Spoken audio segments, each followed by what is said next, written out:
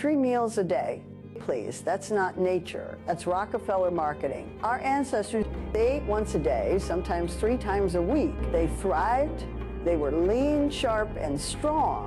because the body is designed to function best in fasting.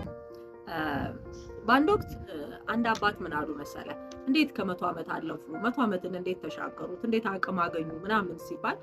ምንድነው ምክንያቱ ሚስጥሩን ይንገሩን እስኪ ምናምን ብለው አንድ አባትን ይጠይቋቸዋል ሰዎች እኛ አባት ምንድነው ያሉት ባለ መብላት ነው ያሉት እና በቃ አልበላም በጣም ብዙ ጊዜ ባለ መብላት አሳልፋለሁና አቅም የተገነባው ከዛ አንፃር ነው ያሉት እና ይሄ ነገር የገረመኝ ምንድነው መሰለ ሳይንስ አሁን ላይ ነው እንደዚህ አይነት ግኝቶችን አለመብላት ልክ ነው ለጤናም ለአምሮም ባለመብላት የተሻለ ነገር ይገኛል ብሎ አሁን ላይ የተወሰነ ማመን ጀምሯል እንጂ ሶስቴ መብላትን ይሰራልን ሳይንስ ይመስለኛል ራሱ በነገራችን ላይ ባለመብላታችን ከምንጠቀመው በላይ አምሮአችን ሰውነታችንም ከሚስተካከለው በቃ ሁሉ ነገራችን ከማግኘታችን በላይ አሁን ላይ ያለውንም ነገር እንድንቀበል ያደርገናል ብዬ አስባለሁ በተለይ ሶስተኛው ዓለም የሚባለው ህዝቦች ምናልባት መብላት ቅንጦት እየሆነ ነው በተለይ ሶስቴ መብላት ቅንጦት እየሆነ ባለበት በዚህ ጊዜ ላይ እንኳንም ዘንቦብሽ እንዲሁም ጤዛነሽ የሚባል አይነት አባባል ነው ባለመብላታችን እንጠቀማለን ብለን ማሰብ መቻል አለብን ማለት ነውና ሳይንስ አሁን ነው አንዳንድ ነገሮችን ትክክል እንደሆነ ሳይቀርቶ ግን አይደለም ግን ያንን ሐሳብ የሚቀበሉ ሰዎችን ስለማይደግፋቸው ነው አንዳንድ ሰዎች መጾማቸውን አይደግፍም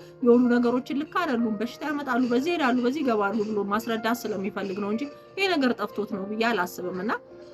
ባለመብላት ረጅም ዓመት መኖር ይቻላል በጣም ብዙ ምግብ በመቀነስ አምሮንም ሰውነትንም ማሰራት ይቻላል ብዬ አስባለሁ አንዳንድ ጊዜ የአምሮና የሰውነት ነገር የተያያዘበትን መንገድ ከሳይንስና ከሌሎች ነገሮች ከምንረዳው በላይ ምናልባት የህይወት ልምድ ወይም ደግሞ አባቶች በስነ ስርዓት በእምነት ውስጥ የዘለቁ ያለፉ ሰዎች የተሻለ ልምድ ሳይነግሩን አይቀሩምና ሳይንስ በራሱ ጊዜ ቡና ልክ ነው ይላል በራሱ ጊዜ ቡና ስህተት ነው ይላል ነገ ተነስቶ አንድ ስኒ ብትጠጣ እንዲትሆናል ይላል ከነገ ወዲያ ተነስቶ አይ ስህተት ነው እስከዛሬ ያደረግነው እንዲ ነው ይላል የዛሬውን ነገ እየሻረ ይሄዳል ሳይንስ ሁሉ ነገሩ ልክ አይደለም ይያልኩ አይደለም ነገር ግን ሳይንስ መደበቅ የሚፈልገውን ደብቆ መግለጥ የሚፈልገውን ነው የሚገልጥልን እሱ በሚፈልገው መንገድ እንድንሄድ የሚመሩ እሙዬ ያነግርሻልኝ እናት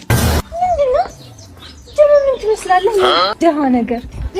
ኧረ መበጣጠስ እኔንዳ ኧረ ሲያስጠላ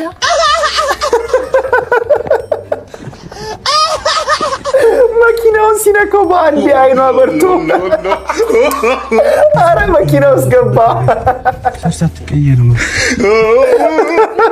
ከዚህ ወደ ታች ነኝ ሚት ይመችሽ